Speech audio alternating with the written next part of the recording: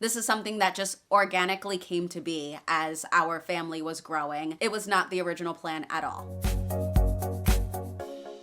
Hey, and welcome back to my channel. Welcome if you are new. My name is Autumn, and I have two little girls, Alani and Emmy. Alani is 4 going on 5, and Emmy turned 2 in November of last year. I have basically been doing a tot school and preschool with the girls so far this school year.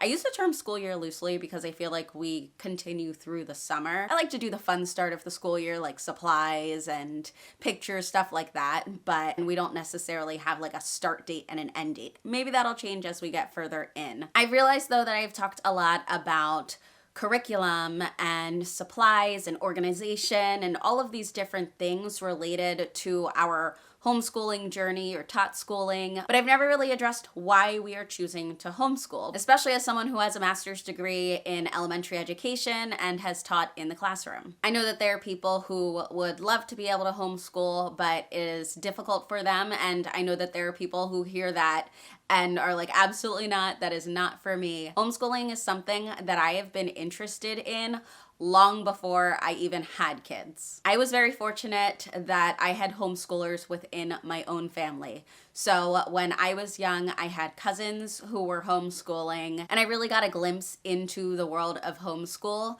through them. And I really loved what I saw. So it is something that I've always had more of a positive outlook on. When I got older, I did have a cousin who was around my age who started homeschooling her daughter, and I got a peek into her world because I was tutoring her in Japanese. So that was really fun to, again, get that positive experience of homeschooling. Discussing this recently came to mind because I took the girls to an indoor play place, and on more than one occasion, I found myself in a conversation with someone about my children, about their children, and we got on the topic of my choice for homeschooling. I recently had a similar conversation with a neighbor of mine, and I feel like talking about it more with other people has made me think about it more, like why are we choosing to do this? It's something that I had even mentioned to my husband before we were married, something that he was not on board with, and he has actually come around to it and is fully supportive of our decision as a family to homeschool. One of the things that brought him around to it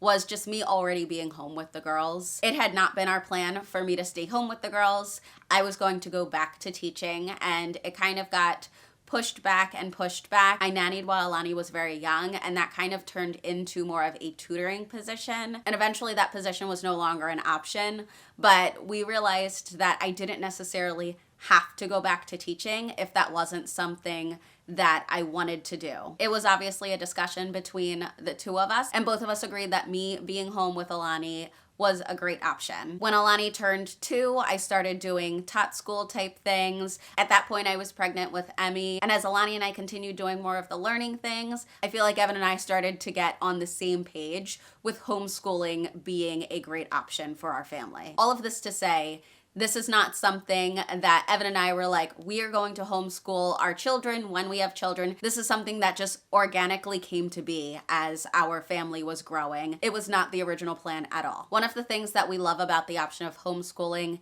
is that individualized attention that I can give to my girls when we are working on things. Obviously, there are 2 of them. It's not one-on-one all the time, but it is a lot better than the ratio I had when I was teaching. I think I had about 28 students, possibly more than that. Honestly, it feels like forever ago, even though it was about 5 years ago. But I know how much of my time was divided, and if I had endless time, I would have given it to my students. I absolutely adored my students, and I do love teaching.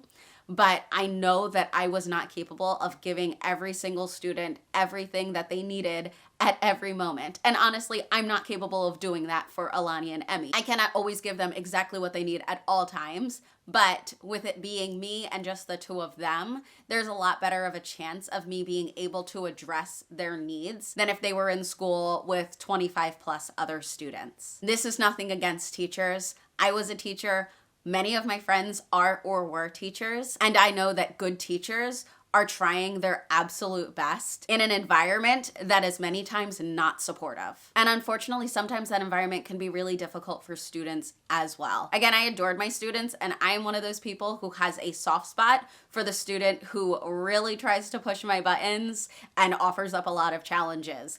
Those were my two brothers growing up, and I know that those kids just need a little bit more love and attention. Unfortunately, though, with some of the behavioral issues that I was dealing with in my classroom, the attention that those students needed was taking away from the attention that my other students also deserved. The other thing is it's a very long day, and I know that I can get a lot more accomplished in less time with the girls at home with me and allow them more time to play. As a teacher, I tried to make sure that activities were fun and engaging. And I know that there are so many other teachers who do that as well. But there's only so much time that you have in the school day, and there are specific things being dedicated to that time. And if you're switching classes, whether that be switching for reading or switching for music, or even just moving from one place to the next for lunch or recess, that is time as well that's being lost to those transitions. So with homeschooling, it gives us a lot more that we can do with our time. I also love the aspect of flexibility. Now that's flexibility when it comes to the learning. We don't have to stick to a strict schedule and curriculum and make sure that we are doing this on this day so that we're ready for this test in a month. It doesn't have to be like that. And I feel like that takes a lot of pressure off of my girls, as well as taking a lot of pressure off of me. There are objectives that I have, but the flexibility allows us to kind of just follow the path and allow it to be more student-led. So if Alani has an interest in something, and I'm saying Alani because Emmy at 2 isn't really guiding what we're learning as much, but if Alani has an interest in something, we can explore it further. Or if she has a question about something, we can explore that further, whether that's getting more books at the library or looking videos up about it. It just allows us to have the flexibility of keeping learning fun, because we're also focusing on things that are of interest to her and questions that she is bringing up herself. Another way that allows us flexibility is just in our day-to-day. I'm very fortunate that I live not very far from my mother's parents as well as my dad's mother. So twice a week, my girls also get to visit their great-grandparents, which is just something that not everyone gets to say. They're already very fortunate